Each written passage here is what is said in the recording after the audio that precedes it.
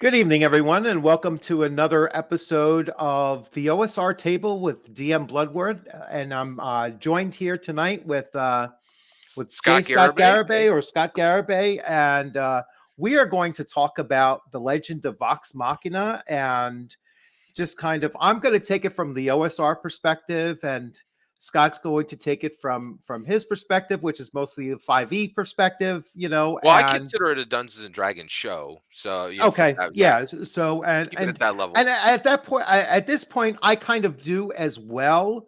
I can see how you can make that argument and say no, this is it's the closest thing to a Dungeons and Dragons show that we have right now.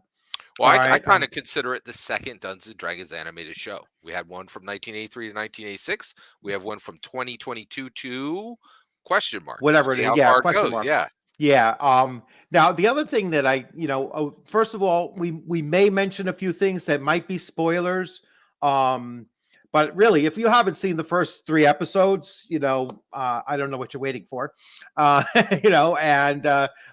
we will try not to talk too much about episodes 10, 11, and 12, which released, yesterday, actually. Yeah, you're right. Which I was really quite surprised.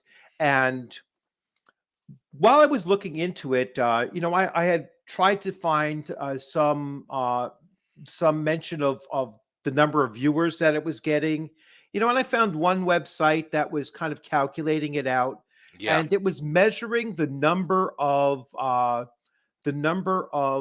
ratings, not the quality of the ratings, but just the number of ratings. Rating it. Yeah. And there was, it was around like 900 for the first episode, and then it came down, then it came back up again for certain particular episodes. So you can see now, I don't know what kind of a metric that actually is. I don't know if only 10% of the people that watch it actually rate it or whatever. And I don't foresee that they're going to release any real numbers, at least not yet, of how much viewership it got. I don't know, Scott, you've actually seen anything. I can tell you right now. So one, we all want numbers, and the reality is we ain't gonna get them, right? That's one thing that's happened since March 2020. I love movies, right? And you would just get all the numbers, everybody, but all the numbers on everything are so far down. All the companies are making sure they hide them as much as possible. I watch Grace Randolph, and she does a listing each week, so I will see numbers from there, and I think it definitely hit top 10. It's definitely in Amazon's top 10 shows, but you're almost never going to see viewer count, and the reality is it's very hard to get numbers at all anymore. But yeah. Yes. I just put up a comment here. So Thundar the Barbarian, Dungeons and Dragons, Masters of the Universe, Conan the Barbarian, the cartoon, which was very short-lived, I think. Yeah, I was going to say, I don't even remember. Yeah, no, there was. It was very, very short-lived. I would throw in Herculoids. I loved Herculoids when I was growing up as well. That was a good one, yeah. Which was also, I believe, Hanna-Barbera, kind of era, and around the same time as Thundar the Barbarian. I guess you could go with the what was the other one? Thundercats, or I mean, there were a lot of cartoons in the early 80s. So and this, I would say Vox Machina is not. It's not even close to a connection to D&D back in 83. And the reason why I say that the cartoon is it is just too adult. You know what I'm saying? So I mean, it is just too Critical Role. It is just too set in its time frame that I think that the comparison is like comparing a rated G to a rated R. And so and it's unfortunate that they went that direction with it, because I think they could have toned it down a little bit and shot for a PG-13, rather than rather than where they went, which was, I think, the first episode. And they changed the first episode was 18 plus. All right. And then it dropped down to 16 plus. But 60. I mean, I understand that they're really making this for the college age crowd. That's who's watching Critical Role. I don't think young kids are watching it, so it makes sense that they would market it that way and make it that way. But I think it's a missed opportunity, and I believe that you felt the same way, Well, at it's least interesting. initially. Yeah. So my take, I do see it as extremely close and very parallel to the 1983, 1986. And the reason why is, granted, to your point, 1983, the 1983 cartoon was literally a Saturday morning cartoon. However, Mhm, Gary Guy, like some of the things that they did in it, like this. So you get the game in 1974. 1983 comes around, right? And at that point, there's literally mad Mothers Against Dungeons and Dragons, mhm. and they're saying we're worried that your kids are going to get lost in this world. Well, Gary Gygax is like, hey, why don't we take real kids and get them lost in the Dungeons and Dragons world? It was extremely adult. I think even then, and also Venger, and it was very. There was a lot of combat. So I think the original, and honestly, all the Saturday morning cartoons were pushing the envelope as far as they could, right? And it was scaring people, right? So I think so. It's a cartoon, and the reality. And here's the other issue: is I don't think Americans really consider cartoons adult, even if they're adult content. And it's and, in Japan, of course, it's dramatically different, and there are Right. adult slice of life. But most people are going to think of this as, and so I think the reason this was rated R was they were trying to fulfill a promise to the critters. And as far as of course, I would have liked it a lot better if they had kept it clean, but I don't, I'm an evangelical Christian, right? And one thing I hate is evangelical Christians watching Hollywood stuff and then complaining. Like, you know where you're going, right? Like, Yeah. like I'm not going to complain that, so I wish they had done it different, but, but I'm not even going to say they're going to get more viewers. The other issue is, as far as the viewership thing, who's watching it and how much power does it have? I think the biggest restrictor by far is that it's on Amazon Prime. Right now, Amazon Prime is the bottom tier of the streamers. So I think that's going to be the only real limiter. I'll tell you right now, I think this would have shot through the roof if it hit Netflix, and it still may. So as far as bringing real viewership, I think Legends of Vox Machina is, honestly, I'm going to say it. I think this is the biggest thing that's going to happen for Dungeons and Dragons in this decade. I honestly do. And the reason why, yeah, because the reality is it's going to get watched on Amazon Prime. And I think what will happen is about a year, maybe 2 years from now, Amazon might sell it over to Netflix. And when that happens, the sky's the limit. Like, you could have 200 million viewers easy day one, right? Yeah. So that's my take. Yeah. Yeah. No, I think that, well, first of all, a lot of the studios passed it up, when they Yeah, first came out. exactly. And Yeah. and that's why they went the Kickstarter route to say, hey, wait a second, we just raised $10 million. So that's Yeah. certainly going to open up some eyes. Yes. And then they'll wait to see what the actual numbers are. Now, their insiders will see the numbers, obviously, Yeah.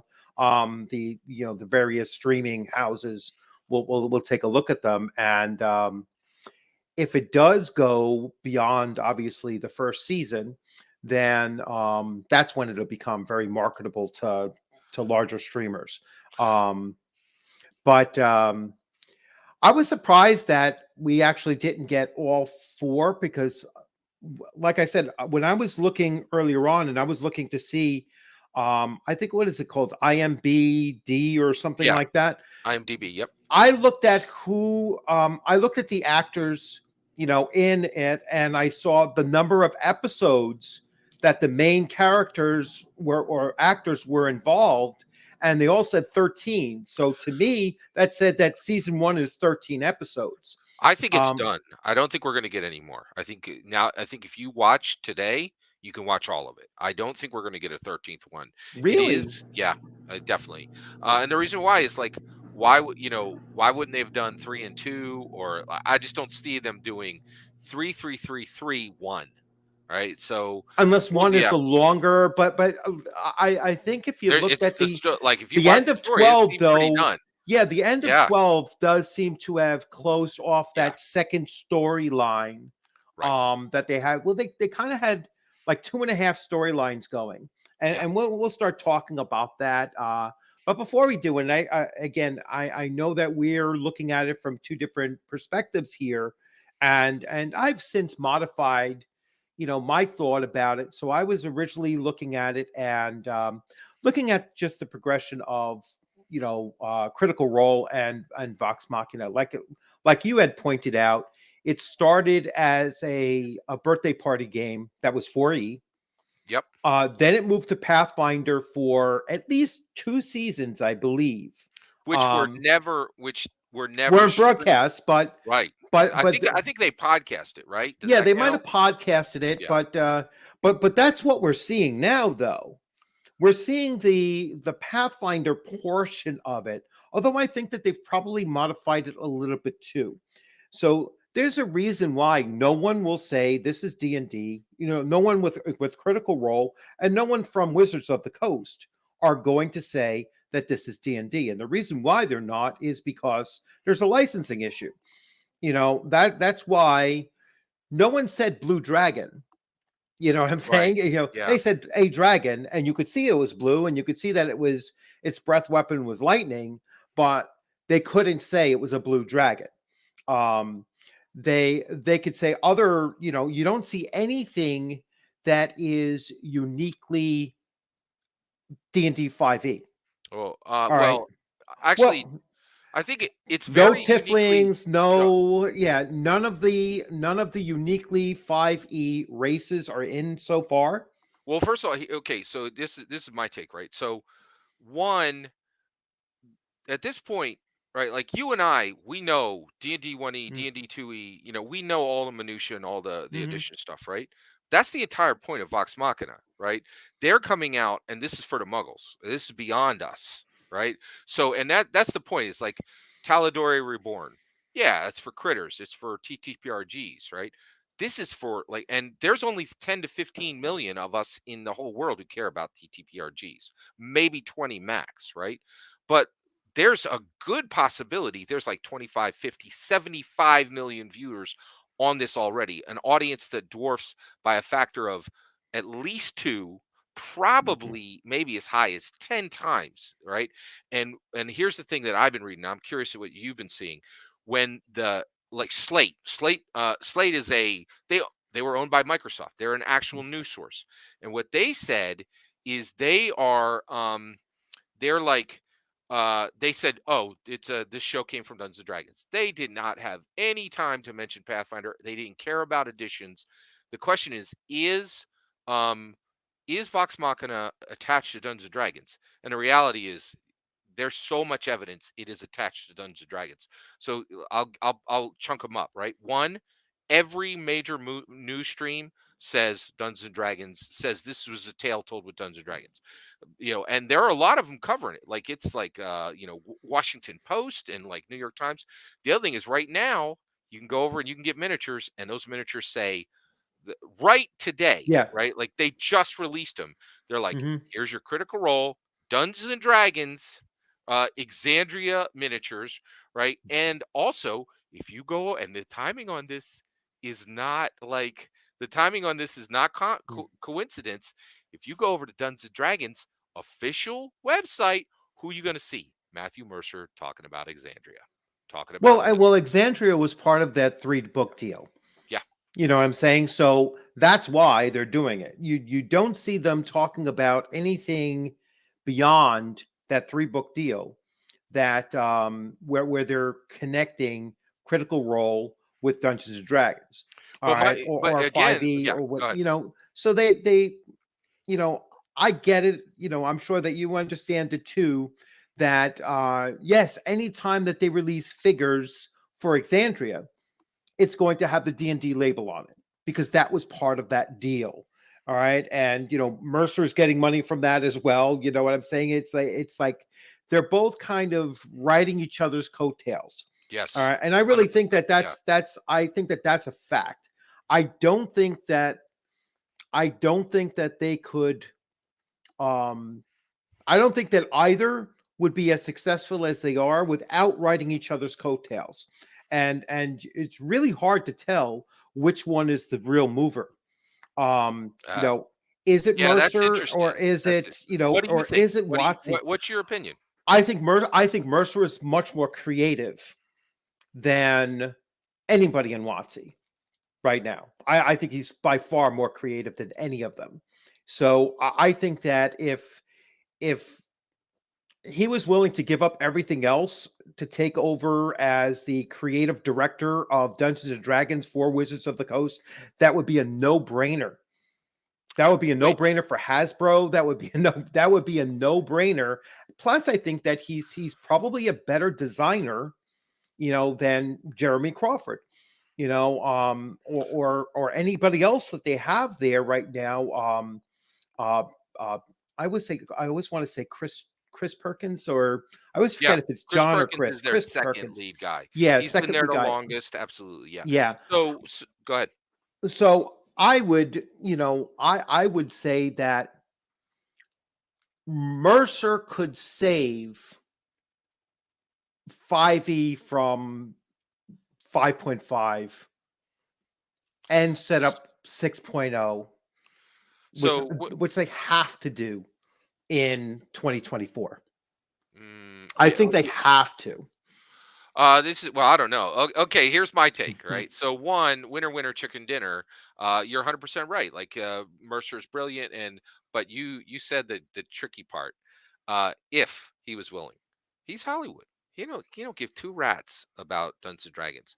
He pulled in $20 million and still didn't quit his day job, and that's why at the end of the day, Mercer is simply a horse in Watsy's stable. It ain't the other way around because you cannot serve two masters, and he refuses to quit Hollywood. You're right. If he just quit, went on his own, did it, stood the whole thing up, and went forward, I think he could be huge. He could be the future.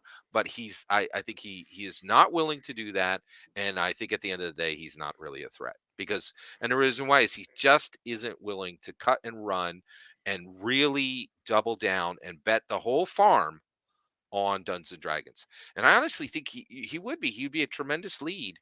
But the reality is, I think he's, because he's a voice actor, he's been invited and he's probably met Zendaya and a million other people, and he's just like, and I think a lot of them also, they've been in Hollywood, they've lived there so long, and that is such a siren. And that is so true because I really think it's pulling him to the rocks. And if he would just focus, he could be amazing. But the reality is, at the end of the day, I don't really see him as a threat because he's not willing to focus. That's the whole of it. The other thing is, well, we don't have to go down this too much, but does D&D 5e need to be saved? They're the number one game in the world. Like, I don't know which you would save them from. Like I'd save them from themselves. Save them from from massive profit and just more and more wins. First of all, they're again, my McDonald's hamburger analogy. All right. They are the McDonald's hamburger. All right.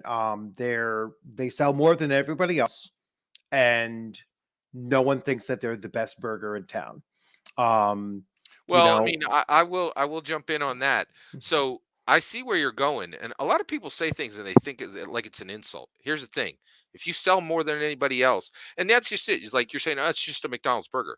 A McDonald's burger changed America. It changed how business was done. It changed how every single food company does work. It connected real estate to business, right? There are there's literally a film. It stars the guy who starred in Batman, right? About the McDonald's burger. When you say it's the McDonald's burger, that's not an insult. Like people will literally say, we don't go to war. I mean,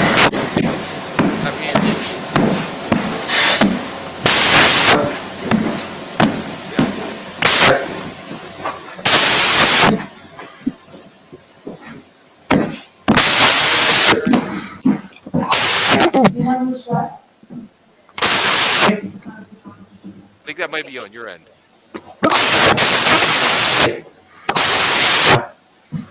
I can hear you, but I'm hearing this other thing.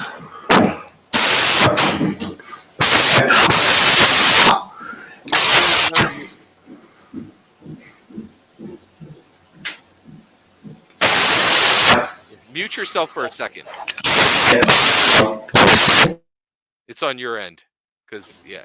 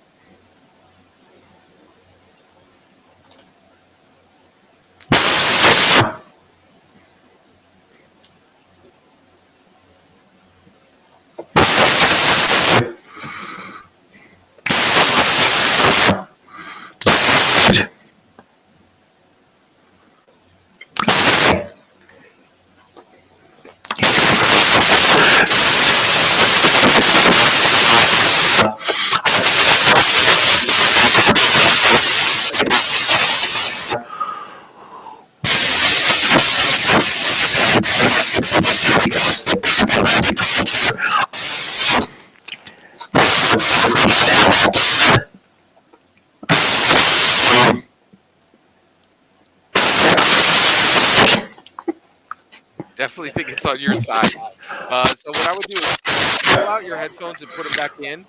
You could try that.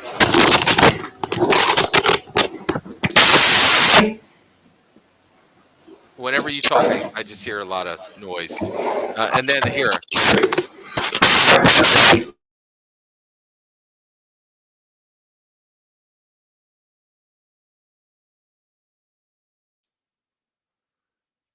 Any luck? I can hear you fine. That's better. Yeah, you're good. Okay. Yeah, that did it. I did it. I heard a pop. Yeah. You know, I thought it was just my. I'll bet you $1,000,000 just like the wire might have pulled or something. Yeah, We're good. Yeah. So So, anyway, yeah. So I, like to me, people say, "Oh, yeah, it's a McDonald's burger." McDonald's burger changed the world. Like people will literally say, "We don't go to war with countries where a McDonald's is." Right? Like so, you could like people are like, "Oh, this is an insult." Is it? Like I don't know. Each to his own. Yeah. And yeah, I think, I think with no, I'm reading a comment. So yeah, I think that we cleared up the sound. I had to turn off. Yeah, we're good. There was a pop out, and we're back up and running. Yeah, sorry for that, people. Yeah, no, that was very weird. Like I heard a click, and then it was trouble. So yeah, but I think overall, Vox Machina is a really, really big deal. I think for Dungeons and Dragons, it really is the second time we've had an animated show. They are very different, but the world is shockingly different. So, and I think it's fascinating. I'm super excited. And now that I've seen all 12 episodes, I'm like, wow, I think this thing is going to roll forward like a steamroller, right? Because the reality is, not only will people go to it and watch it, but now that it's up and done, I think there's no question it's going to get a second season. And the other reason, and not because it's the greatest show ever, it's a good show. I think it's a really solid show. But I think one of the reasons why it's going to really just steamroll forward is there's an absolute voracious demand for content because there's so many streamers. So I think Amazon Prime, they don't have a lot of winners, and this thing is a winner for them. So I think it might stay there, or they might, but everybody has to consider whether their stuff goes to Netflix. And if this goes to Netflix, what can happen then is you can get that Avatar bump. So Avatar Last Airbender was literally on Amazon Prime. Nobody cared because nobody watches Amazon Prime. And then it went to Netflix, and like 250 million people watched it. And so I think the future is if this gets to Netflix. Yeah. Yeah. So getting back to the actual show, we'll talk about so the first, so I saw 3 stories, leading through it. So the first 3 episodes were the dragon was the main opponent, and then we get to the Briar, we get to the vampires and that whole story for the second half, and I would say Pike has like kind of an alternate like side quest that's going on. So there really is 3 stories. So there's the story of the whole group that you get with the dragon. Then you have Percy's story, which is the second half and the longer half. And then you have Pike's story. And of the 3 stories, I know you do, what was your favorite part and what was your least favorite part? What was the worst? Well, I think Pike's story is the worst. Interesting. Even though I was like, I was cheering it on when she came in those last episodes and she was, really finding her path. But to me, I didn't like Pike was a character. Pike was a cleric who lost her faith. I mean, that was her whole issue. And she tried to say, well, it's like I've lost contact with, my Spirit deity. Ray, yeah. And I was like, no, you didn't lose contact with your deity. You lost contact with your faith because she wasn't, she tried to blame it on, there's a crack in my, there was a crack in in her my holy holy symbol. symbol. Now, I don't know if that was um, if that was a metaphor, and so that's what she was saying, like, but it was her lack of faith, and I don't think it was a lack of faith in herself.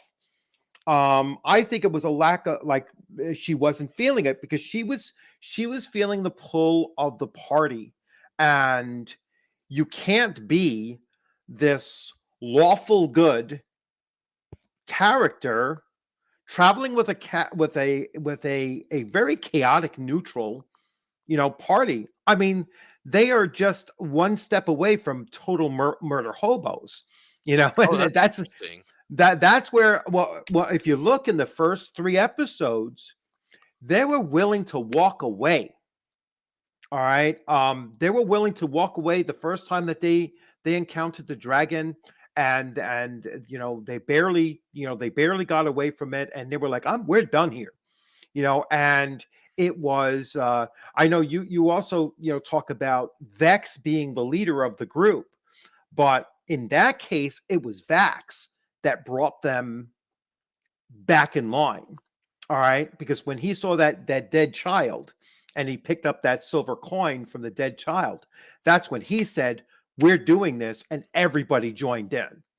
So That's it. Yeah. he certainly took the leadership role, and he moved them from being completely mercenary, because that was their whole motivation, to, we're doing this thing even though we're probably going to die. They became heroic because their, the likelihood of their success was not, was not very high, and so, but they were still going to do it anyway. So that's when I saw that transition from, all right, they're completely mercenary, just chasing the coin, chasing adventure, but really more so the coin. They really didn't want to work hard for that coin. And their reputation leading up there was that they were very incompetent and unreliable, leading up to that point. Remember, these aren't first level characters. These Yeah. are probably fifth or Established sixth adventurers. level. Yeah, Yeah. they're probably fifth or sixth level characters at this point, in their podcast or whatever, you Yeah. know so that's the first point. So I like the way that they introduced it. Obviously, the worst character in my mind and I'm utterly convinced that bards have no place being a player character. I just can't stand bards. I can't stand it the way that they're played. I can't stand the way that players play them. Now, I have in my AD&D First Edition group, one of my most senior players actually is, and when I say senior, I mean he was a TSR employee. He was a TSR writer, from 82 to 86. So that's when I say, like, so when he said, I really want to play a bard, I was like, crap, I wasn't going to allow them in the game. I wasn't going to allow them on my campaign because I don't see them. And I was like, well, let me see what you can do with it. So I allowed him to do it. But if it plays anything like what I see, With Scanlan. with Scanlan, I'll be Yeah. like, no, to me, it's just not a good character. That's So interesting. I have more problems with him than I did with the gunslinger. With Percy, I know you were the exact opposite on that end, because Yeah, Percy Percy. is definitely, I think he was the worst storyline. So I get so one, I think that's a really good way to cut it down, right? Mhm, The major storylines you have the dragon, you have the Derolo storyline, and then you mhm, have Pike Trickfoot. Some of the other one that was very unearned was the Vax and Keyleth as a love interest. That was mm, like very unearned. I don't think they really put anything in it to make you think that they mhm. would be that either one of them were even remotely interested in each other. The other thing I think is really kind of strange too is like, why do they continue to put in these romantic storylines that go nowhere? They're like, "Ooh, will we? Won't we? We won't." Like, what was? Yeah, Why did we waste how they time on ended this? it, right, Yeah, exactly. How they ended that was bad. Yeah, yeah, you're it's right. like, It's like, yes, and she's the one that says no. yeah, like She's the one that says no. I can't. There, I'm just not. and I'm like, why did you burn our time in the story for this? So one, Yeah. so that was a storyline. There were a few. I'll pull out a color. Yeah. So a few other ones is the friendship between Grog and Pike Trickfoot. So by Hmm. the way, I think Pike's story is the heart of it for me. I love the dragon story, but it was short, right? Hmm. I also really like that the dragon story gave them that keep. Like they like Vox Machina was like, oh, we got to keep. Who cares? I don't. I wish that I think so much of this is meta, right? So, Hmm. but basically, I definitely like the idea of. I really liked Pike Trickfoot's story, and when she came in and she was glowing, and her friendship with Grog was restored, I thought that was a fantastic moment. And one of the reasons why I love this show so much is things that are happening in the story really remind me of what happens at the table. There's this rising note of, oh, there's things are getting exciting now and what's going to happen and it's all coming to a head, and that very much is like the table for me. And then friendships, like unexpected real friendships. And I think Pike and Grog may have the only real friendship that exists within Vox Machina, which is really, really interesting. I do think I really like bards. I love it as an aspect of Dungeons and Dragons, and one of the reasons why is it's so uniquely Dungeons and Dragons. So just because fighters and clerics and wizards and rogues, you're going to find them in any fantasy setting, but bards are really uniquely Dungeons and Dragons. So I'm a big fan of bard. Scanlan gets better each episode because he has just less nonsense. They pack a lot of the dirty stuff into the beginning, and then it gets Hmm. cleaner and cleaner as things go forward. But that's a great. I totally agree with you that like the dragon, Pike Trickfoot's fall from grace, and then her restoration, and then the Derolo storyline are the three core storylines of the whole set. But I definitely like Pike Trickfoot's the best. It's hard for me to take the Derolo storyline is almost throwaway to me. It does bring about a lot of cool combat, and the dragon was epic. The first two episodes are standalone. Like you could just be like, "Hey, here, watch these two episodes." Story in itself, it's really good. So that's my take on the storyline. Yeah. Um. One of my favorite combats actually. And this is my OSR perspective, was when they were fighting the shadows in the church. You almost had a total party wipe, Yeah, actually. Yeah, you almost had yeah, a total absolutely. party wipe, and it just reminded me of just fighting very, those kind of energy draining or life draining undead that you Creatures. had in, older editions, Yeah, that have been certainly toned down since then. But, I was like, wow, and to me, I thought that it would have really been, and they dabbled with it maybe twice. Um, I think it would have been smart to have one of the characters die. All right. yeah. I totally agree with that. I think that that would have pushed, and it could have been Caliph, at the end, like like a total sacrifice, or it could have been Pike, or never returned, or came back just for that moment of showing that, and she was the one that finished it off, but then perished alongside it. I think that it would have taken it and sent that message, because people are obviously watching it and gamers are watching this, and it would have sent a clear message that I think most 5e players don't really have, and that is that characters can die. You can have characters die. I mean, look at the response that happened. What was that in episode 26 when one of the characters that I don't remember because I really didn't watch. I really don't watch Critical Role. It's I hard. don't. Yeah, there's a Yeah, there's a it's 1,000 hours of Vox Machina. If you yeah, wanted to watch the yeah, like, you'd watch 1,000 hours. That's yeah. crazy. No, Right, I yeah. I really don't like watching other people play. If I have 3 hours, I'm going to play. I'm going to run a Oh, game. yeah, exactly. Totally agree. But Yeah. when I watched that episode when the character died, and I think that was a totally unscripted thing that occurred because of the response that it got, and then the negative response that it got on Twitter was I was like, no, you guys just don't understand what Dungeons and Dragons is all about. It's like characters die.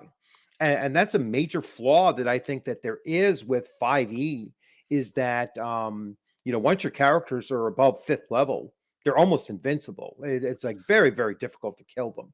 I Uh definitely I definitely agree that they should have killed a character, but I think of it for a different reason.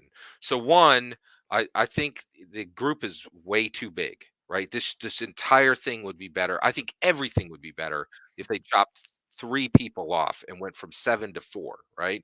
However, I get it, right? But even one death would have pulled a player off.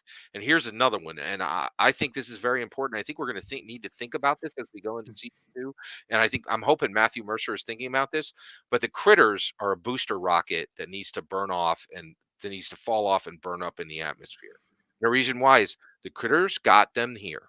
I get it, right? 11 mhm, million, 10 million. It's a lot of money. The critters came and they said, "Here, we're going to make this," right? Now, but and here's the thing, right? So you're here, right? Like everybody's watching. Now, when we go into season 2, do we just get the crusty story that they ran?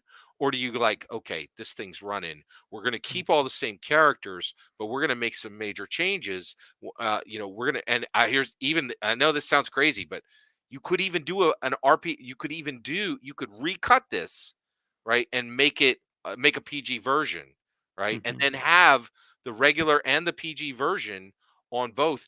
And the reality is, like, people are like, "Oh, that doesn't sound like a good idea."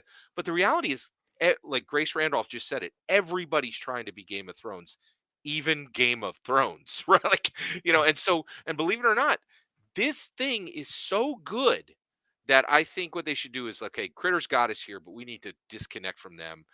We're not doing any more promises for them.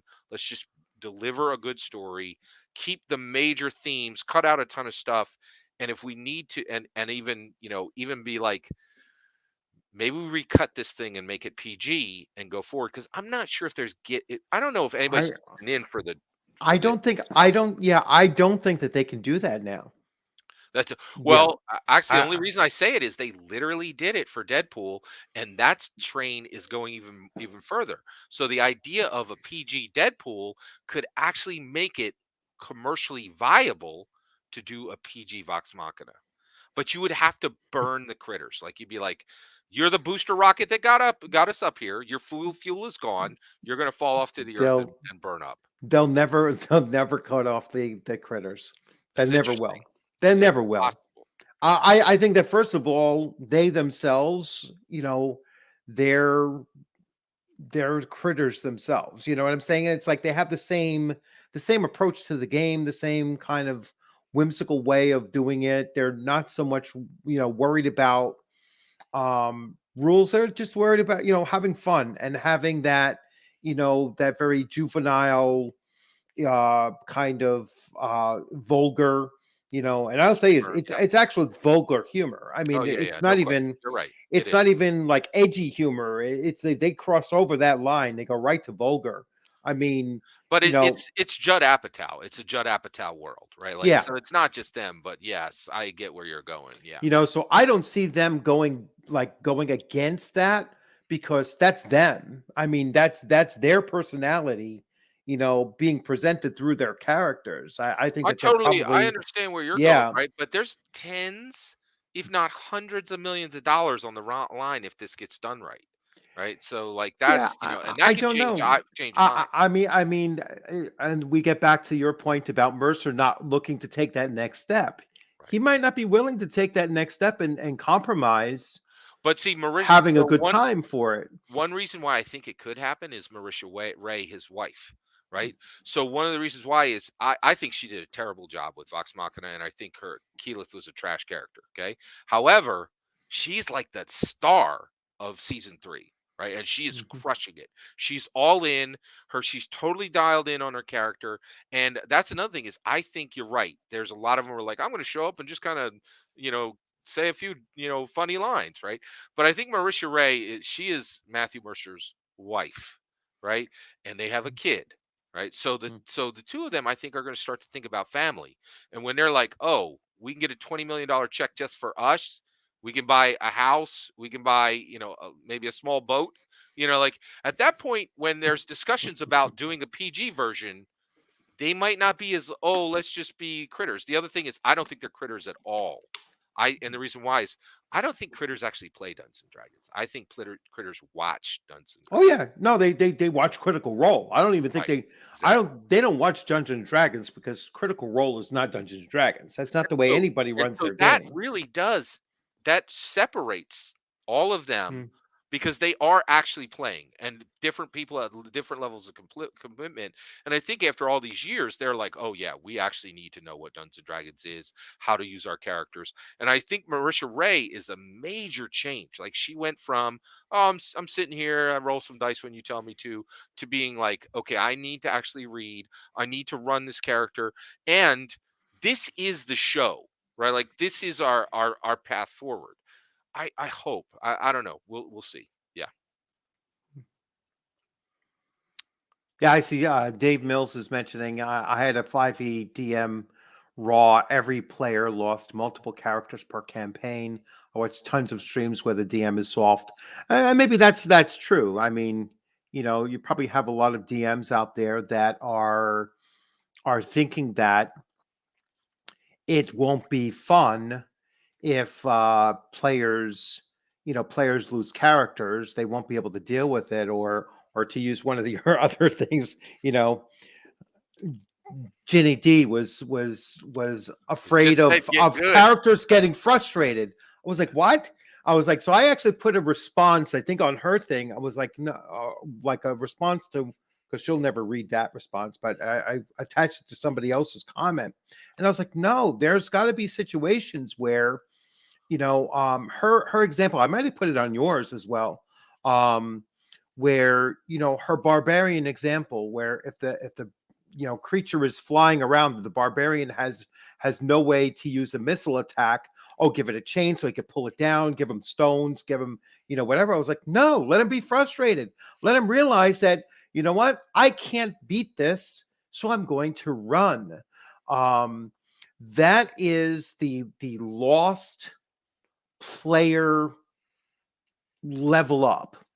you know um that's the lost art of players learning how to play the game. And one of the main things that was in AD&D first edition that I don't think modern players really know right now is that you could have encounters that would wipe out your group if you weren't smart enough to turn and run, or to sneak past it, or to avoid it completely, or whatever.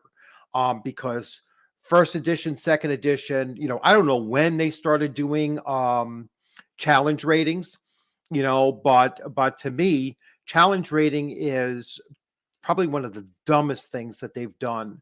All right, and I've tried to create encounters, on D&D Beyond, and every time I made it, added a couple more creatures to make it like the party group of 5 plus, 2, so 7 goblins to 5 was always bright red hard challenge. I was like, how could that possibly be a hard challenge? But that, if that's the mentality that 5e has, that as soon as you create something that's just slightly more challenging, that's considered a hard challenge. To me, it's just a bad way of teaching your players how to engage in a tabletop role playing game.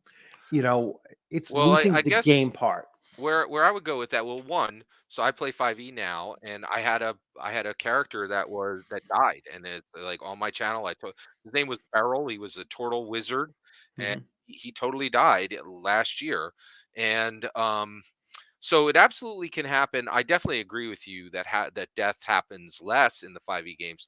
The one thing I would say is I think a lot of old school players are and dungeon masters are kind of like, well, you're not playing the game in this hard way. But I think one of the reasons why 5e players are this way is they are really engaged and invested in their characters, and and to time today is far more valuable. So if you run a 1 or 2 year game and you're getting together for 2 to 4 hours, that's way more. There's so much more dedication that needs to go into that than there was in the 1980s, because there was, what was there to do in the 80s, right? Like crap movies, crap television, No, are three you kidding? channels. Yeah, that's no. Oh, There I were definitely awesome believe movies. There were awesome movies in the 80s. there was That's, like six. There was 6 channels. Now there's 500, oh, right? I don't mean that. I mean that no, 90% of cable channels are useless anyway. They're triplicates of each other. And it was like, Interesting. yeah, um, But in video gaming alone, right? Like, so that's an entire industry that didn't exist. So if you have people who are actually playing today, they're saying, "Hey, I'm not reading amazing books, amazing television, amazing movies that are." And honestly, come on, like you saw Endgame. Like there was nothing yeah. like that in the 80s. Movies have definitely gotten better, and there's an entire industry that didn't exist. So when they give you your time today in 2022, that's not like somebody giving you their time in 1982, right? It's just not. The time is more valuable today, and so I think Dungeons and Dragons 5th edition players expect there to be a longevity in their character because their time is literally more invaluable. So that I guess that would be my take on why you see less death in the current version than the old version. Yeah, I don't see that. I don't see how, first of all, D&D I think had more, or just tabletop role playing had much more competition uh versus console gaming, which took place at the same time. You know, really took off in the early 80s. You know, once you got to Nintendo, I mean, that's what really, that's what really killed D&D. You know, is the video game uh explosion that hit once you, especially once you had Nintendo and then you had PlayStation come out.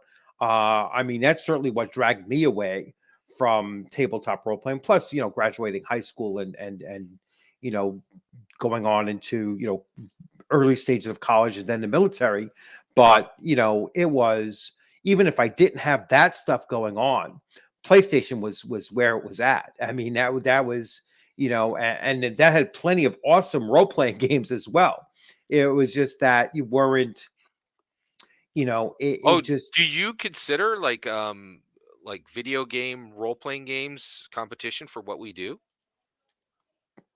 Oh, it's certainly competition for that time that you're talking about. Absolutely. Oh, yeah, yeah. Yeah. People Yeah. absolutely go and play Yeah. it. I definitely I Yeah. understand that people do it. I'm just Mm. surprised. Like I cannot play a video game role playing game. They're laughable junk to me. You know, like It depends on, well, first of all, you have multiplayer ones. So there's the possibility there. Although most of them are far too casual anyway. You know what I'm saying? You're not going to invest too much. There's only so much time that you're going to invest, or care that you're going to invest in Skyrim. Even though it's a great game, but you're going to put no care into it whatsoever. Well, see, You I know what I'm think the saying? reason why it's hard for me to take them seriously is the dungeon Mm. masters. Like, so I have a group, and we have 4 people, and we're all dungeon masters, and we're all running different games. And the way that a dungeon master will engage with me and with how, like, it's impossible for video games to say, if I say, "Hey, my character, I'm a paladin. Now I'm gonna, revoke that, and I'm gonna go down this path, and I'm gonna be a bard." Like no Mhm. video game in the world has any ability to match in live time where I want to go and to let me explore. Like talk about open sandbox. Like like this is somebody who's dedicating hours of their week to creating a world just for me. No video game in the world even comes remotely close to that. Like I can't even put them in the same box. Yeah, But I mean, not a fantasy role playing game because they're just too small. In scope. I mean, probably the largest game map wise, and just being able to go everywhere is Eve Online. I mean, it literally has 10,000 yeah, it's star huge. systems Yeah, that you can go. I mean, it's just ridiculous. I mean, it literally took, and even with like warp speed and everything like that, I think it could take 7 hours to go from one to the one other end to side. the Yeah, other. That's how huge that was, and completely open world. You could do whatever the hell you wanted in that game. That yeah, was, you know, um, but but as far as like I guess the the pinnacle of role playing games are any of the Elder Scrolls, you know, for fantasy, any yeah. of the Elder Scrolls, games, and they're pretty sandboxy. You can do whatever you want. You don't have to follow the main storylines. Um, in them, you could, basically, I'm going to play my character, and I'm going to, I'm going to be a thief, or I'm going to be a fighter, and I'm going to join the Fighters Guild, or do Yeah, whatever but you that wanted to. But it's not multiplayer. And when you add the multiplayer role playing games become so much of a PvP thing. Even if they're not right, meant to be PvP, 100%. they Yeah, become. The only one that's different is Lord of the Rings Online. yeah. Lord of the Rings Online, you can actually role play. So actually, I took us off a tangent. I'll get us back Yeah, on the Vox Machina. So I'm curious, what do you think they should do for season two? As far as should they try to keep it as close to the original web show as possible, or do you think at this point the characters are established and they can take the story wherever they want? Do they owe critters to keep it very tight to the original story, or do you no. feel like this thing stood up I and we can I go think that wherever they they want? I think that they have to take it. I think that they have to take it into its own unique path at this point. Right. And Totally and agree. say that way you can have a character die, and you could bring in a new character played by the same actor, or actress, doesn't matter. But I think that would be a better way to go, because I think they do need that. I think they could tone it down a little bit as far as the language is concerned. I mean, once they threw it, and I don't know how you take to language, but you listen to it. I mean, when they threw the word twat out there, I was like, holy cow. Yeah, I it's mean, that's very adult. that's just way beyond. And I'm not a prude. I mean, I don't care, but I'm looking at it and I'm thinking to myself that, if there are kids watching this and they're hearing that level of, you don't want it to be like, oh, well, don't have your kids in the room to watch this. You know what I'm And you saying? can't. You and definitely and you can't. Right, can't yeah. with Yeah. certain things, because that just, there's a difference between adult humor and humor where you have to tell your young child to leave the room. So I'm you know curious, all things considered, right? hmm With the way they delivered it, you've seen all 12 episodes at this point, right? yes. Yeah. What's your take? Do you think this was something that really helps Dungeons and Dragons move forward and you're happy this was made, or overall you're like, there are just too many limitations on it and I don't think this was helpful. What's your Well, take? my take, first of all, I was surprised, certainly by episode 4. I really liked episode 4. And episode 4, like I said, that was that one scene where, I was like, wow, they might actually, throw some real risk, in here. And so by episode 4, I was like, all right, you know what? I'm enjoying this more than I thought I would.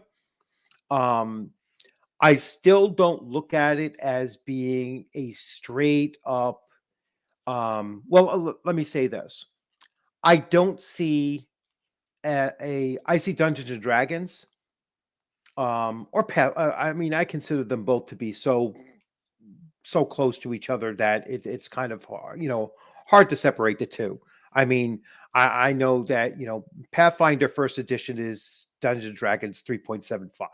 All right, and that's always been the thing about it, is that it was it's just a derivative of Dungeons and Dragons. So I see a good fantasy, cartoon that has, you know, ties to Dungeons and Dragons. All right. It is not uniquely Dungeons and Dragons because they're not using any of the nomenclature for it. They're not using because they can't. And I understand that too. Um, so they're not going to cross that line because they don't want to either get sued or have to pay royalties to, So at the end of the Hasbro. day, you don't really think So, it's not logically connected in most people's mind to Dungeon Dragons, in your opinion, correct? well, I think that that's how people want to connect it. And I don't think you're the only one that wants this to be the driving force for Dungeons and Dragons 5th edition to move that forward. um I see it as potentially moving the hobby forward, you know because that's my primary concern, is that the hobby keeps on moving forward. The hobby keeps on bringing in more people. And I like so many different genres that and that's one of the questions that I was actually going to bring up here, was what other game system, and I'll put this right to you, what other game system would you like to see a cartoon for? That's interesting. So one, immediately, I would go right over into sci-fi. One I would love to see is Star Frontiers. So I would love to see a Hmm. Star Frontiers, and that could maybe be kind of like a Guardians of the Galaxy situation where it's fresh and new. It's distinct from Star Wars. It's distinct from Star Trek. I would absolutely love to see that.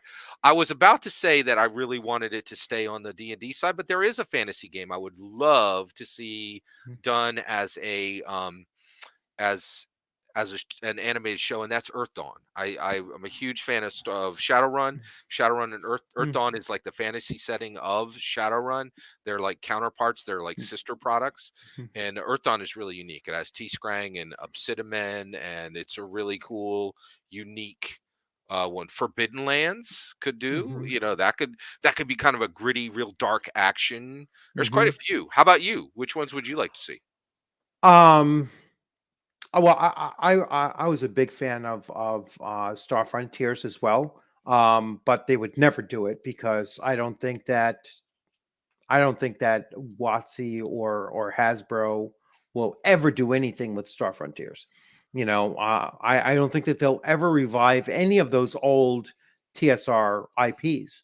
Um, I don't think you're wrong there. yeah, So yeah, I was coming at it from, I yeah. would love to watch this, but you're Yeah, not wrong. yeah. But here's my I take. don't think they will, and I don't know why they wouldn't, because I think that um, Star Frontiers would have it would be so much different than a Star Trek cartoon, or so much different than a Star Wars cartoon. It would have its own real feel. Star Frontiers was a It would be great. very much Really a unique. yeah, it was really unique. It was interesting, that like the backstory of Star Frontiers with those mega corporations, and it had that kind of Wild West kind of thing. It was almost like what Firefly kind of did, just with Yeah, very aliens. similar. You know Yeah. what I'm saying? And it did it before Firefly, obviously. Yeah. So Yeah. And it it was like really was better. it had that Yeah. Western kind of like space Western kind of feel to it. Like that's why it was called Star Frontiers. You were out on the frontier and discovering these new things. I think that would make a phenomenal cartoon. Um, but WotC, for whatever reason, just wants to keep those TSR IPs on the shelf, and they don't want anybody to move them.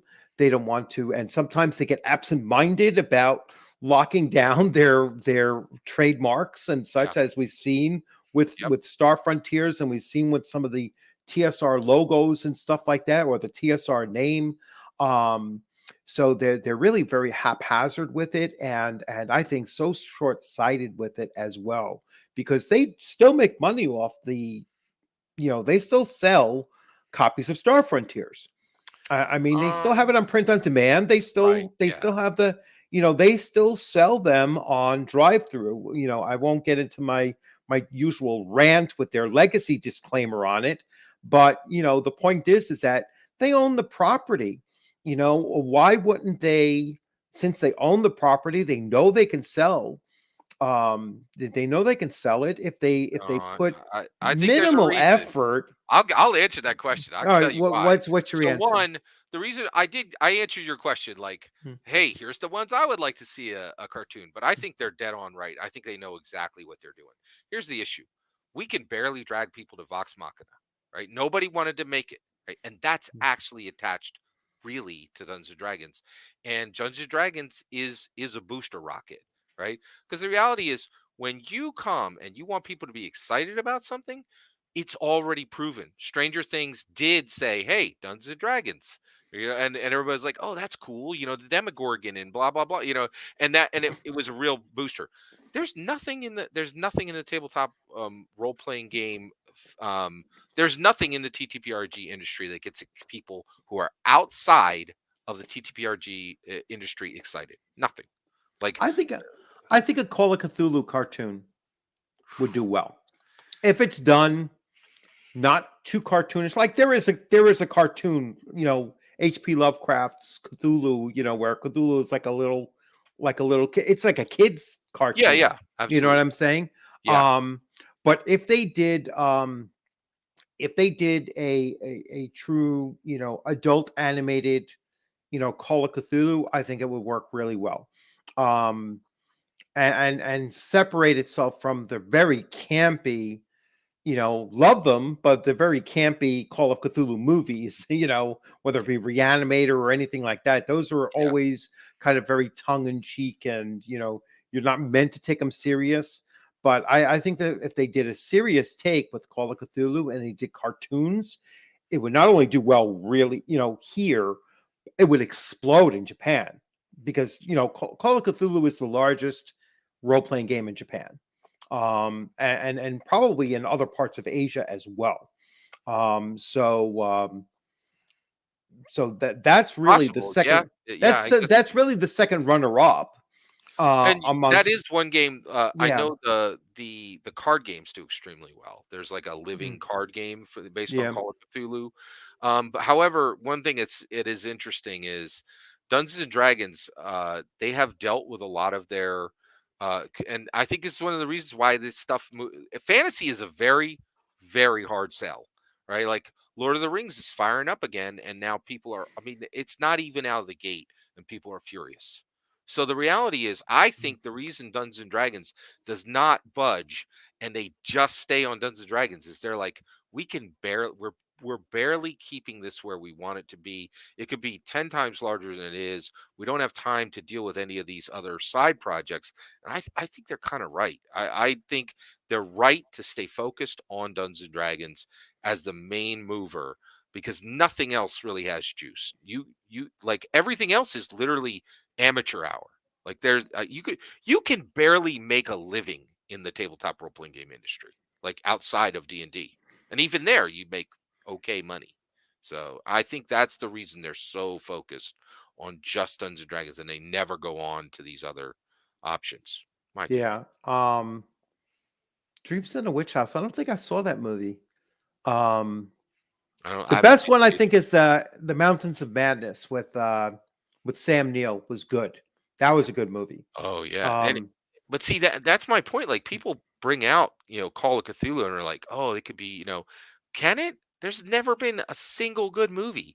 And Guillermo del Toro, who has huge films and has an Oscar, right? He tried to get it made and he couldn't even get the funding for it. So it's hard. I know I'm always saying D&D up, but the reality is I just don't see the numbers anywhere else, right? Like nothing really else really sells, and also the TTRPG, just the hobby itself, putting books on the shelf. There's like one or two shelves in any FLGS now that even has our books on it. So Mm, I don't know, and that's why I think this Vox Machina thing is so critical, right? Like mm, no pun intended, critical role. But I think if D&D has a hope, I really think that Vox Machina is an amazing banner carrier for Dungeons and Dragons, because people get in, they see a cool show, they start to learn about it, and it's two steps away, and they're like, "Oh, this is Dungeons and Dragons. I'll go play Dungeons and Dragons." yeah, So I actually think that's real. yeah, I'd have to see the numbers. I really We're never would, going to because, see the numbers. but I'll tell you that right now. I don't think the numbers amount to even 10% of the player base. I don't think there's a million For Vox for Machina, Vox Machina. I don't think there's a million viewers. I really? don't think Oh, so. No, I don't think so. I think there's 20 Maybe million. for the first. No, no way. Absolutely. No way. They'd be talking about it setting the world on fire. Oh, They interesting. Yeah. would Okay. be. Yeah, they would be. If it was, it's nowhere near that. It can't be. They would be like blow. Netflix would be trying to grab it right now. You know what I'm saying? Well, the That, the you number one know, the number one viewed in the world in the last 2 years was the guy who does Chris Hemsworth, and he did an action movie mm, for, and they gave that number. They're like there were 90 million viewers for this, right? So, but the other thing, and everybody's like, oh, let's get the data. Those days are gone. We're not getting the data for anything. Companies are giving less and less information all the time. mhm. So we need, and I agree with you, we have to find a pattern, right? Like we have to find some way to get, and a lot of companies are doing that now. They're like, we desperately need these numbers, so we got to figure out some way to get it. So, So yeah. Indigo brings up an interesting thing where he says, Hasbro went outside of WotC to do RPGs that they own the IPs. So they went outside of WotC GI to Joe, do GI Joe, to yep, do Transformers, Transformers and yeah, Power and Power Rangers. Rangers, right? And and So they're like, and the thing is, they got things they have to absolutely fix with D&D. You nailed it, right? They need to D&D Beyond. They're frustrated with it. You could tell they're frustrated with not people not, and also I think you're right. They think they can get rid of the books. They cannot. And also, I do think they are getting a lot of money, a lot more money. I think they could be making $100 to $200 million from the books every year, mhm. from the print books, right? And they did just cross a billion. So I do think there's 100 million to 200 That's million yeah, every but year. that's overall. Well, yeah, That's 100%. Yeah. Hasbro overall. Right. That's And I, actually that's actually down by close to 20% down. Their revenue is down no, close to 20%. Yes, it no. is. From 2019 to 20 to 2020 to 21, the revenue is down. Here's why I don't Mm. think that's right. Multiple news sources just said Wizards of the Coast is the first tabletop game company ever to make $1 billion. They've never But done it before. but Ever. that's 80% of that is Magic the Gathering. Correct. Which means there's And still 100 and to 200 million for books. 100 million is 5e. Right. 100 million is 5e. Merchandising is the other 200 or so million, and the other 800 million, which is down from the 900 million that it was. The other 800 million is Magic the Gathering. So Yeah, and the there, reality is we don't know the split, right? Like, yeah. but I definitely agree that D&D isn't more than 25% of what they're making. But they just made 1.3 billion in a Now, single actually, year. D&D is roughly 8% of their total revenue, of Hasbro's total revenue. All right, they're still making most of like a good 40% of their revenue Oh, well, is from that's a board different games. pie. I was talking Yeah, Wizards of the Coast. well, Hasbro has, yeah, Wizards of the Coast, roughly 20% of Wizards of the Coast is 5e. The other right. 80% is Magic the Gathering, and the 5e is further split between merchandising, electronic, and and then the books. All Yeah. right. the books are by far their lowest portion, and when they further split it down, because I've been watching the news, which I know you have been too, with this hedge fund looking to split off Wizards of the Coast, and put their own 5 board members on, and Yeah, and take the whole it thing. to and go for a profit motive more so than a, we don't know what they're saying is the other motive. I would say it's a message motive, but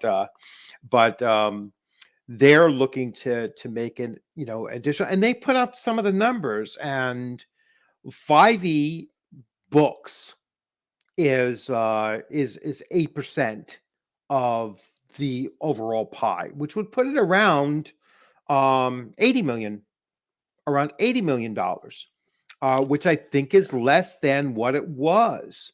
Um, and again, we get back to this supply chain that we were talking about, and they're printing. If they don't make that transition to print on demand locally, they're going to struggle. That's a change they're going to have to make. I think in by 2024, they better have a 5-year plan to take their printing I out don't of, know. I don't think that's the case at all. I think it's my opinion they're making between 100 and 200 million on the books. I've been thinking more and more about this, and I think they're making a lot of money on the print books. And here's the thing: I don't think they have any worries, and the reason why is print is dying. No two ways about it. Mhm, Okay, but there's only 3 things that's going to be printed in the end, and that's tabletop role playing games, comic books, and literally sacred texts. Right? And here's the thing: and people are like, "Oh, I'm worried." Right? You don't need to worry. The smartest, richest people in the world are going to stay on print, and the schmucks and the mhm, hoi polloi are going to be digital. That's the whole of it. mhm. And I think Wizards of the Coast understands very well that they are selling a product to the smartest, most creative people in the world, and I think they want to stay connected to that. And so I don't think there's any problem with us getting what we need to continue to print our books. And the reality is we're getting more and more books all the time. The books are better than they've ever been. They look amazing. The print quality is amazing. And we destroy, like, and Dungeons and Dragons current version destroys any other print like prop. Nobody sells the numbers we do. Nobody in the world, you walk into the bookshelf and you have a better chance of seeing a role-playing game on the shelf. It's just, and Well, so to me, yeah. that's part of the scam. All right, and I'll talk about the that small comic book shop, because that's where you really saw it in comics, and they're following the same pattern, where in order to carry this, you need to carry that. All right. And so in order to get your license and your advanced copies of Magic the Gathering, you have to have only on your shelf 5e. All right. I know that happens. I know that that's the thing. So it's like, am I going to put other things on the shelf? No, I'm not, because I can't sell Magic the Gathering if I sell Call of Cthulhu 7th edition, if I sell Modifius's books, if I sell these books, or Free League, or any of those other things, any of the other printers. If I sell Paizo on my shelf, I can't have it on the same shelf or in the same room as the only places that you see that taking place is places where it's like a used bookstore. You know what I'm saying? Where they have a lot of old stuff up there. You're not going to see that in a store that's banking on miniatures and Magic the Gathering. All right. Everything else, like, you will not find other books in there, and like I said, it's a scam, because I've had plenty of, I've had at least 2 very close friends that had comic book stores, and they said that the way that the big comic book distributors worked was, you had to carry these books even if they don't sell, and they don't do a repurchase back. You know what I'm saying? Right. you're you're Exactly. you're Yeah. you're you're stuck with that, And because if you want the new Batman, if you want the new this, then you have to carry these other crap ones that we know aren't going to sell, and that's the scam that they had set up there. And they handle the Magic the Gathering franchise exactly the same way.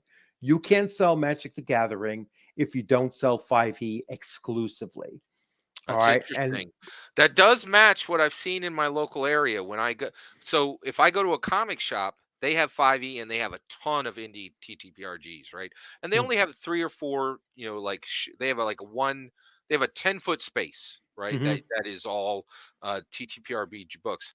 But you're right. When I go to the Magic Gathering, the shops that sell Magic Gathering, I only see WotC's books. I don't think they're telling them you can't sell those others, but they probably are pressuring them in some ways, or it's possible that the retail the rep frowns if he sees that stuff. And I have to admit, now it's possible though that, like, in a shop that just sells Magic, it makes sense for them to have D&D because it literally is connected to Magic the Gathering. But yeah, I see where you're going Yeah. there. When I go into my local store, there's only one, and it's a big place. They have 10 tables set up for playing. No one's playing Dungeons and Dragons. They're all playing Magic the Gathering. No one's playing anything else but Magic the Gathering in there. They have every single. I should have taken a picture. I don't know if you're allowed to take pictures in there. They have every single 5e book on the shelf. 4 of them, 4 Yep. deep. Every single one Yep. of them. They haven't moved. I'm telling you, they haven't moved. There's no way that they have 4 of everything in stock It's on the interesting. shelf. That's so what You I'm know, seeing is at the MTG, we have multiple MTG shops around where I live. And if you go in there, you will see Magic played, but you will see probably 4 or 5 D&D games a week, right?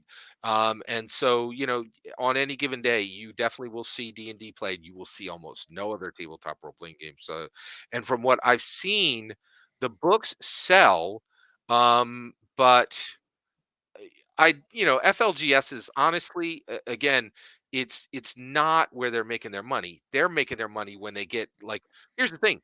I think right now, I think they will order 100, 200, 300,000 books every time they print out on Amazon. So they are moving mostly through Amazon, and a few people are going to FLGS. And why does Wizards of the Coast continue to mess around and still do the print books? And the reason why is they want to build this personal connection, and they have and Mm. that personal connection really doesn't exist on any other tabletop role playing game. And I think they're all trying to get there, but I just don't see any proof that any other game has punched through anywhere else. And the closest is Call of Cthulhu is huge in Japan. Like, you're like, okay, that's, yeah, I guess. But, like, I don't know what that means for the US, right? Like, but yeah. well, actually, not just Japan, but Asia and in parts of Europe as well. It's Yeah, huge. yeah. But anyway, yeah, I don't know. We've had that conversation about the up and coming, and I certainly said Modifius and Oh yeah, they're and Free crushing it. League are Yeah, crushing it. And as far as quality and artwork is untouchable. absolutely, I don't think absolutely. anybody touches Modifius's art. No, I Really agree. don't. Well, Yeah. or they're, and actually they are absolutely in very close competition, if not equal to Wizards of the Coast books. Their book quality is fantastic. The other thing is they own licensed, and Mhm. the other thing is that, like, you're right. They, like, Wizards of the Coast own GI Joe, Transformers, Power Rangers. They're like, we're not even going to waste our time with it, right? Yeah. And I think, and believe it or not, I think that Free League and Modifius are not really making any real money over there, and on the print books, or on even on these licenses. And they'll probably have to give these licenses up. And the reason why I say that is Yeah. FFG is already losing money on Star Wars. If you look at the facts, I think Yeah. Well, they I think that their biggest problem is that they didn't until about a month ago have printing in the US. right. Yeah, They didn't. yeah, So what crushed them 100% was getting them over here. was Brexit and just the shipping costs Yeah. and the shipping delays. Yeah. Now that Modifius, as of last month, they now have a US Yeah. website that they can distribute now, and they were all out of stock of everything leading up to that. You know what I'm saying? So, Yeah. Yeah. So so I think you're going to see that change. this is from Modifius, this Yeah. tiny little book, right? Mm. This was $75 Yeah, by it the was time I got it. $35 for the Right. book and It was like 40 to thirty ship. dollars for shipping. Yeah, Yes. it's crazy. So And that's going to change now. That's definitely going to change now. yeah. And I think that you'll see that, and that's why I say that Wizards of the Coast has to localize their printing, and print on demand. I mean, there is something amazing about ordering a book and seeing that, oh well, this one printed in Maryland, all right, because that's the closest place printing for New York, or this one printed in Massachusetts, because again, that's how the print on demand works. I They'll totally did. they'll I'll go a shop different around. way. So I don't think they need to. I don't. They are not. They don't have to worry about being able to print their books. And the reason why is they're one of the major printers in the world. They do real printing of real books on a drumbeat every 3 months, and they do at least 100,000 prints.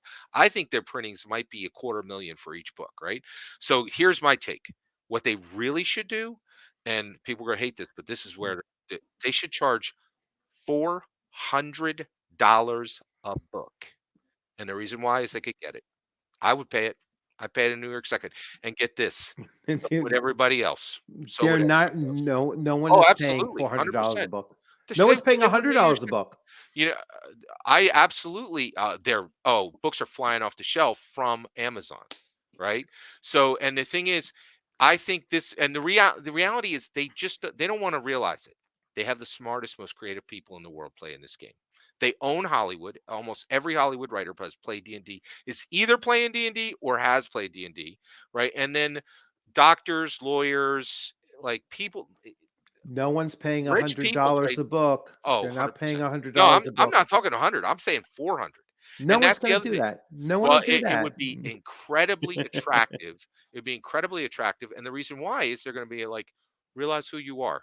You're rich. You can buy what you want.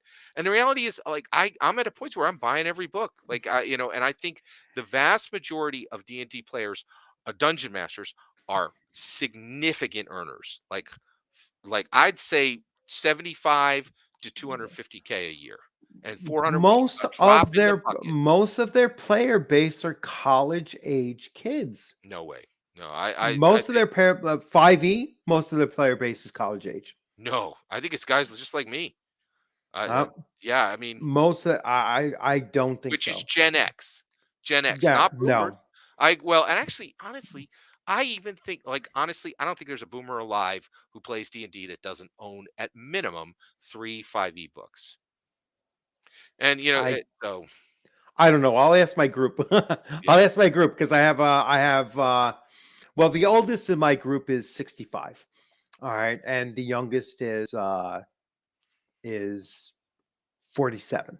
I'd be shocked So if they had less than 3 5e books on their shelf. I'd be shocked. that's the most I have. But I just have 3. right? And I you have are just the 3 core. adamantly against it. Well, You that's because still own it, those right? Like, it's those well, no, those 3 are when I bought them in 2015. Those 3 are because I look at, I look at everything downhill once Mike Mearls was gone, and I wasn't a hugest fan of Mike Mearls, but he was far better than what he got replaced with.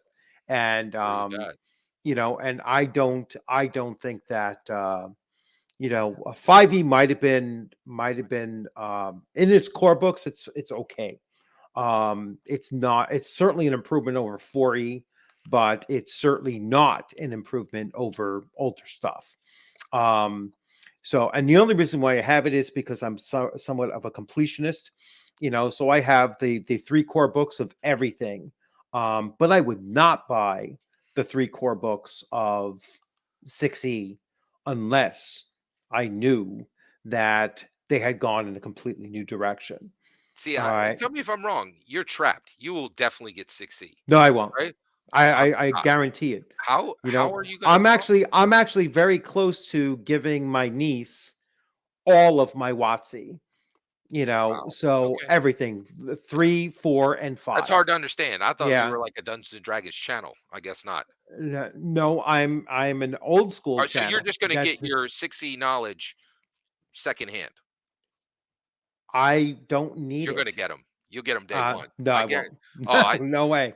No way. well, so then Yeah, what so unless, what like I so said, let me ask you this, what are you gonna do when people are like, "It's fantastic." How can like how that's my point is, mm, how can you have a channel that I talks about Dungeons& and Dragons, and I you're just gonna don't wait think and that. let people tell you what the product is? Sure, sure. Okay. Do you think I bought Strixhaven? No. I haven't bought anything since I haven't bought anything since 5e core 3. Uh, And I had the More power to you. I don't let pe I had Sword Coast Adventures guide, which I gave to my niece already. but that means you had 4 books. I bought all 4 at the same time. Yeah. I bought them when they were 60% off from Amazon. The first what was it, August before that Christmas. So that was when they first hit. So that was August of 2015. Okay. Alright, Yeah, yeah. so I don't let people tell me secondhand what's happening with Dungeons& and Dragons, right? I have a channel, yeah, and I see it as no. my responsibility Well, to you see, know. my And channel the other isn't. thing is, if Yeah, you say 6E stinks, what are you basing that on? Like you will not be able to talk about 6E with any real knowledge or I standing. I am not a strict Dungeons and Dragons channel. Okay. Alright, All that's right. fair. Sure. Okay. No, I mean, look at my channel. Look at my channel. I have You have way more Dungeons& and Dragons content than anything else. no, I It do not. Oh my Absolutely gosh. not. What about your book? What about your game? Your game Well, takes my hours. game is my game. That's It's all AD&D. Dungeons& and Dragons. Well, yes, that The is, math is the math. Like, but you if you have look more at the D&D than anything else. no, no. Okay, alright. If you, I mean, if you exclude, Check your if you channel again. ex, You got a lot if more you D&D than you think, but go if ahead. you exclude my game I that don't. I'm running, That's my entire point. yeah, When you turn on the yeah, camera, you talking D&D. You got the D&D books out, right? I'm You talking like your AD&D game. first You edition. like and see, Yeah, that's my entire point, yeah. right? Everybody thinks they escape the orbit. They don't. They don't. No, Nobody no, escapes the orbit of you're Dungeons& and Dragons. And honestly, I think it's going to be very, very hard for you to not get 6E. And the reason why is you're gonna have a lot of questions. People are gonna. It's the thing, right? So like Vox Machina, you knew you couldn't ignore it because it's D&D specific, right? And when 6E drops, and you're just sitting there spouting ignorance because you have not seen it for yourself, how can you do that? You're going to yeah. get 6E. And that's my entire point is nobody escapes the orbit. Nobody. Yeah, I want to put up the Gibson's comment here. All right, because I know he's one of your favorite Absolutely, commenters yeah. as well. Absolutely true. So he says with a tweak. Well, that's a big tweak. You know what I'm saying? With a tweak, the core combat mechanics, in my opinion, are the best of all systems. That tweak is a huge tweak. All right. It's not just like a little tweak. It's you have to take out short rests. You have to take out death saves. All right. You just those two things alone, you have dramatically changed Well, but I mean, the 5 year combat mechanics. you also understand D&D is beyond the rules. The rules don't matter for Oh, Dungeons and Dragons. There are people who wear Dungeons and Dragons like clothing who don't even play, right? Like, and that's the issue, right? No other game gets where Dungeons and Dragons is because they just don't have the juice. They don't have the momentum. And I think you wish your content was less D&D than it is, but it is D&D. Just look at your numbers, look at the hours that Dungeons and Dragons is there.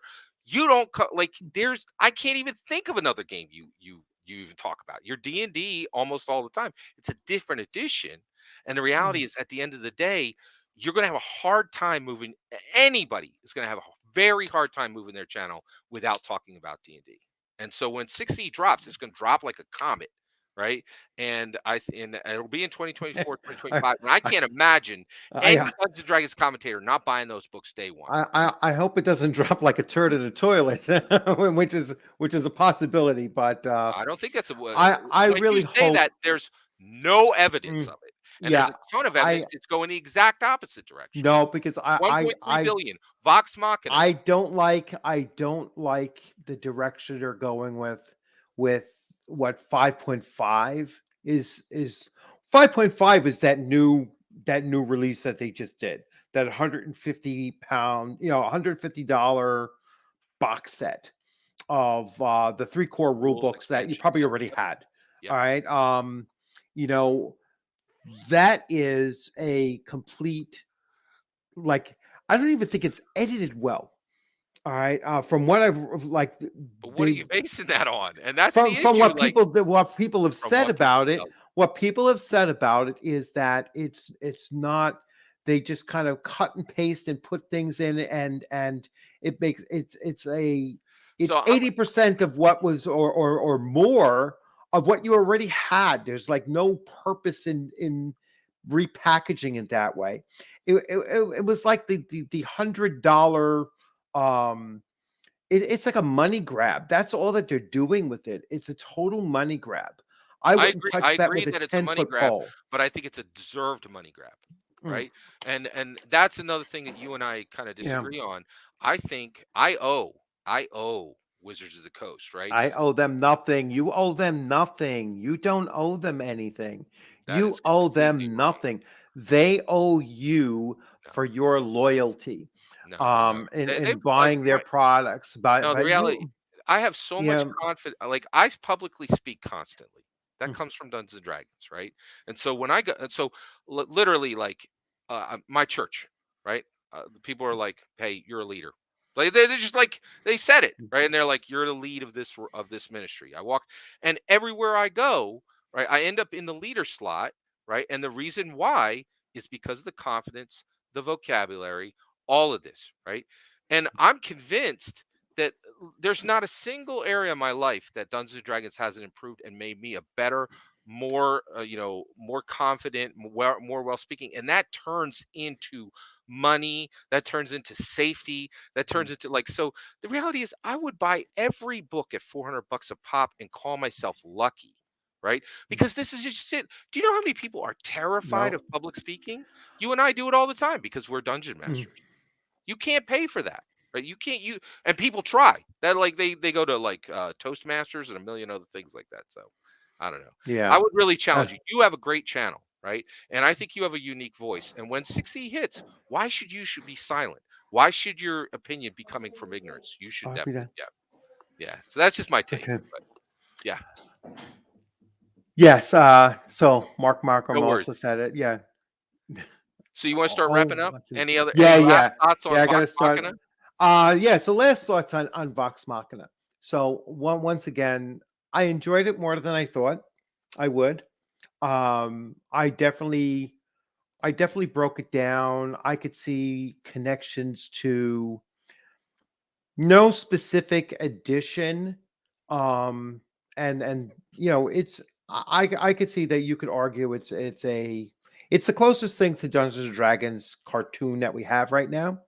Um, Agreed. I wish that I wish that they took it in some different directions, or I hope that they make it more adult, not in its vulgarity, but more adult in its consequences. I don't think that they need to follow, or should they follow the storyline as it was in their podcast. I think that they should take it in Whatever's in its organic. own. Yeah. Yeah, I think they should take it in its own directions now, um, because otherwise, like, if I were a critter and I watched the first, let's say, 3 seasons of it, then I already know what's going to happen. Why would I watch a show if I already know the outcome? You know what I'm saying? They should really come out, and they should have thrown, like I said, they should have they should have had Caliph die. I And agree. I and agree. that would have been that would have been such a stunner, An emotional impact, right, to drama involved. everyone Yep. watching it, because me as an old school player, I would be like, well, yeah, I mean, they went there. They Yeah. actually killed off a character that you wouldn't have expected for a casual viewer that knows nothing about Critical Role, knows nothing about that campaign. They would be like, wow, this is, this is something that you know I wasn't expecting, or for critters that would have been like, holy, I mean, yeah, they would have been upset initially, but then they would have probably, or hopefully, they would have been like, well, now let's see where the story goes, because Yeah. now it's broken from what I Yeah. was expecting. Now I don't know what to expect. And so now Yeah. I'm going to watch it even more. So let me say And this. so I'll let So you finish up with yeah, your no final problems. thoughts. Yeah.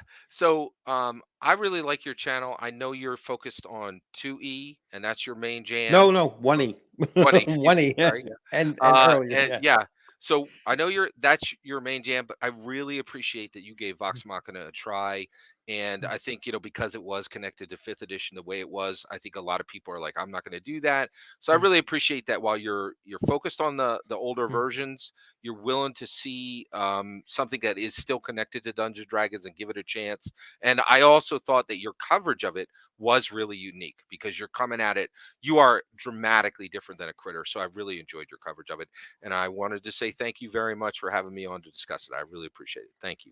Yep, and thanks for coming in. I certainly wanted to have the balance, because I could have, brought in other people that, you know, um, have my same perspective, and Right. you Yeah. can't do that. I mean, Yeah. to me, you can't have a debate, or you can't look at it from different angles unless you have people that look at it from different angles, Agreed. Yeah. A and spirited discourse. I yeah, totally agree. I love and that. it's just it's just I couldn't have thought of anyone who really pushed Vox Machina as much as you did. And I think that you initially were not expecting very Right. much from I that, fell in you love with it. know. I quite literally Yeah, fell in love with it. and 100%. I don't think that you liked the first episode all that much. No, yeah, and Um, you're right. And yeah. every episode was a drumbeat of me going, I really felt for me it carried the D&D banner, and I was just thrilled with it. And it was really unique to see somebody who's coming at from Dungeons and Dragons looking at Vox Machina and just being able to see where you were coming at it from. So I think it was really excellent, and I really appreciate you giving Vox Machina a Mm. chance, and I definitely really enjoyed discussing it with you. Yes, same here. So last one. So I prefer Palladium Fantasy over D&D. That I that's dig that's Rift. Yeah, yeah. Yeah, I guess so. I personally didn't, Glitter Boys and Juicers, but yeah, yeah. Yeah, I personally didn't. So let's see what else we got. Basic Fantasy is a great system. It really is. Pocket Fantasy I I mean, actually enjoy. yeah, Yeah, yeah. uh D6 RPGs, like those two, but Basic Fantasy, if you've never touched a tabletop RPG before, that's a great one, because cheap price point, $5 Very for cheap. the core Yeah, book, or free if you just go with the yeah, yeah. PDFs. And if But you want to it's teach, literally $5. You're right. It's yeah, like it's really literally cheap, $5 for a and you could buy softcover book. 6 of them and like Yeah, put them around the and table. and Yeah, it's nice. exactly. So by far, like, one of the cheapest and really best. Very simple. I think that if you're introducing a young kid, 8, 9 years old, to a game system, then you have to go with something that's a real stripped down version of it. And Basic Fantasy does just that. Um, let's see, what else do we have here? Although the current game is um Dungeons and Delvers. I love Dungeons and Delvers. I've interviewed David Guile, a great guy, and looking to do some more with that game system as well. Let's see, last one. So I have little interest in Vox Machina. Again, not a D&D guy, so not a big draw for me. You know what? Take a look at it from just a fantasy role playing. You don't have to know anything about Dungeons and Dragons to watch it. and to see, like, it helps because you'll understand some of the spells that they're doing, or some of the other things. But you don't have to be a Dungeons and Dragons fan. I mean, I would. I mean, I wasn't really an anime fan, but I still watched Vampire, Hunter D, or things like that, and I was like, all right, that's kind of cool, So I would definitely give it a try. Um, and get through that first 2 episodes before you start, and like writing it off, I would say. It does grow on you, and it's certainly not a bad cartoon. So and when I say cartoon, I don't mean it, it's No, certainly no, not for yeah. children. It's a good animated version of a fantasy role-playing game, whether that was Pathfinder. It's D&D, certainly D&D connected, let's put it that way. All right. So once again, thanks, Scott. Thank Thanks you. for joining in, and thank everybody. Thanks to everybody who chimed in. Let's see, the Gibsons. Let's see, at least represents the OSR in a thoughtful, respectful, and I really do appreciate that. You know, no, I will bring. If all groups were like this, we wouldn't have half of these cards. No, I can be an asshole too. So sometimes I can, and I enjoy it once in a while. So, but yeah, so don't give me more credit than I deserve, because I can be a troll, and I know it. I own it, But I too try to. I do try to give people, like, I don't like when people say, oh, don't give this other person a platform to me. What? That's just not me. I'm a teacher. I like to give voice to, opinions that I might not, agree with. And that's just that's how you learn. And that's how you learn how to confront those challenges. So once again, thanks everybody for joining, and hope you enjoyed this live stream. I'm sure it'll spark a lot of, we'll see how many videos this creates, as a response to this one. So because that tends to happen as well. It People does. like to chime in from all different directions, and Let freedom but ring. yes.